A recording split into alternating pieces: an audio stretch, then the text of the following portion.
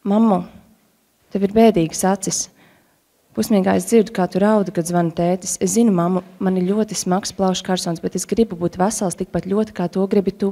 Es izveseļošos. Es tiešām izveseļošos. Un, kad mēs būsim mājās, zini, ko izdara, mammu? Nekad vairs nesmēķēt, kur tūmā esmu es vai būšu. Un pastāst par to arī citām mamām un tētiem. Labi? Vai arī? Man ir tikai 1 gadiņš, un es joprojām ēdu mammas pienu, bet es esmu jau tik daudz smēķējis. Par ko tu brīnies? Tu nezināji? Mamma, labi, es tev pastāstīšu. Jūs abi ar tēti smēķējat virtuvē. Jūs atvērāt logu, ieslēdzāt tvaiku nosūcējumu, pat aizvērāt durvis uz istabu. Bet tu jau nezini, cik viltīgi un ļauni ir tie cigarešu dūmi. Viņi ir neredzami, nemanāmi un klusi nē. Tādi izskatās tikai pieaugušajiem. Bērnus dūmi neprot apmānīt. Bērni tos redz tādu, kā tie ir patiesībā. Kā lieli, dusmīgi pūķi, treideviņām galvām tie spraucās caur durvju apakšu, ieskāva man uz rotai lāčus un zaķus, tad tādiem kariem pirkstiem ļauni ķiķinādam, kutināja man degunu un mudināja. Elpo, elpo. Dūmi ieelpojot skrāpēju un kodu un stādīja manī savas ļaunuma puķas.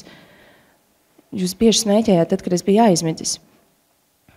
Es pamodos to zilo puķu dēļ, bet man bija bail. Bet es klusēju. Un tu tikai domāji, ka ar mani viss ir kārtībā.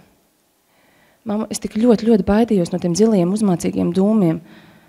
Turklāt es jau tos ieelpoju daudz vairāk nekā pieaugušie, jo mans plaušas vēl ir mazas un es elpoju daudz ātrāk.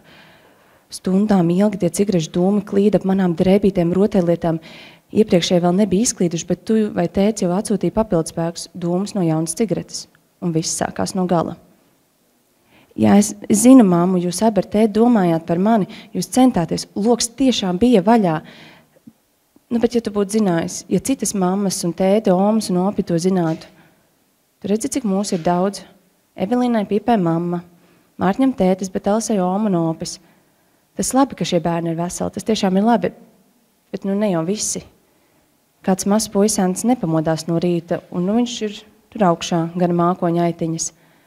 Ārste teica, pēkšņās nāves sindroms, bet viss bija vienkāršāk. Viņam vienkārši blakus smēķēja. Paldies Dievam, viņam daudz bērni ir tepatās blakus, tomēr viņiem ir klepus, astma, bronhīts. Daktars sūta uz analīzēm, raksta klepus, sīrups, tabletes un visāds izmeklēšanas veids. Bet tik daudz, kas būtu līdzēts ar to vien, ja pieaugušie neaizdegtu cigareti tur, kur blakus ir vai būs bērns. Mammu, pastāstīs par to lūdzu citām mamām un citiem tētiem. Tas būtu no bērnu skatījuma.